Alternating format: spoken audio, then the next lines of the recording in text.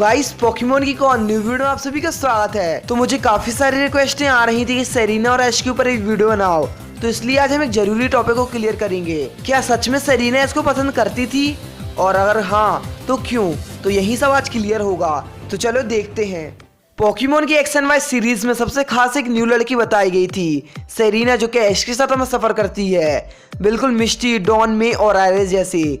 लेकिन सेरीना बिल्कुल अलग ही है और ऐश के लिए एकदम परफेक्ट है। बहुत से लोग और पूरी पोकेमोन कम्युनिटी इसे सिपिंग कहते हैं और उन सब की इच्छा है कि ऐश किसी न किसी के साथ हमेशा रहे, हर एक सफर में उसी के साथ रहे। पर बहुत से पोकेमोन फैंस को ये समझ नहीं आया क्यों सेरीना ऐश को लव करती थी।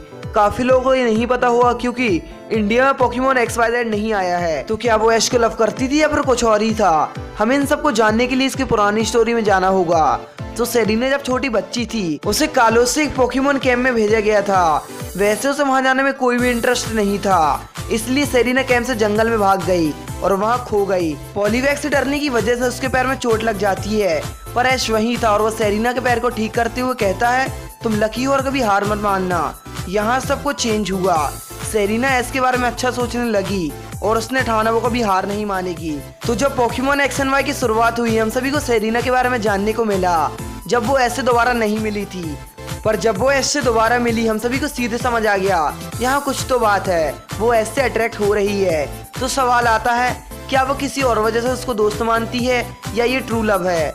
अगर हम देखें तो सवाल आता है, क्या वो किसी और वजह से उसको दोस्त मानती थी या फिर ये ट्रू लव है? अगर हम देखें तो ये कैसे हो सकता है? तुमने किसी को बचाया, वो भी तब जब सामने वाला घबराया हुआ था, और तभी सामने वाले को तुमसे लव हो जाए। ऐसा होना थोड़ा मुश्किल है, लेकिन हम एनिमी के एग्जांपल्स को देखें तो बहुत से कैरेक्टर्स और गर्ल्स को बचाया है ऐश ने, पर वो तो एक दूसरे से लव नहीं करते।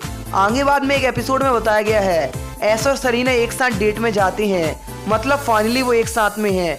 और कैलोस लीग में हार जाने के बाद क्या इसी वजह से सेरीना और ऐश दोनों एक साथ नहीं थे? मेरे ख्याल से कहना थोड़ा मुश्किल ही है। वो एक दूसरे के लव को क्यों नहीं दिखाते थे? अगर मैं पर्सनली बोलूं तो ये सेरीना के लिए थोड़ा अजीब था, क्योंकि बचपन में ही ऐश का ऐसा कैसे इंप्रेशन पड़ गया जिससे वो उसे पसंद करने लगी। और जब तक ऐश उसके सामने दोबारा नहीं आया, वो ऐश के बारे में क्यों नहीं सोचती थी? आगे ऐश के साथ अपनी पूरी जर्नी कंप्लीट करने के बाद सेरीना और समझदार और बड़ी हो चुकी थी, इसलिए उसने सही रास्ता चुना और वो अपने लाइफ के गोल्स को समझने लगी थी। इन सब के कुछ ही दिनों बाद पोकेमोन के राइटर ने दोबारा मिस्टी को बताया कि वो ऐश का ट्रू लव है। तो अब यहाँ पर हमें कुछ और ही समझ आ रहा है, पहले सेरीना और फिर मिस्टी।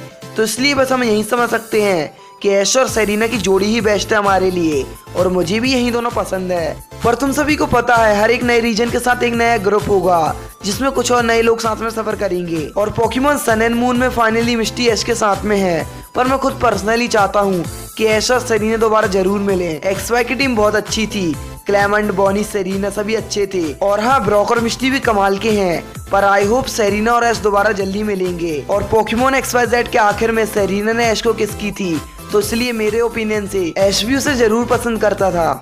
तो गाइस मुझे बताओ तुम्हें क्या लगता है, ऐश के लिए कौन परफेक्ट है, सेरीना या फिर मिस्टी? तो वीडियो को लाइक जरूर करना जिससे पता चले आप सभी इनकी जोड़ी को कितना पसंद करते हैं, और चैनल को सब्सक्राइब करना जिससे अगली वीडियो आप सभी को जल्दी मिल सके। तो मिलते हैं हम अगली वीडियो में, तब तक के लिए गुड बाय।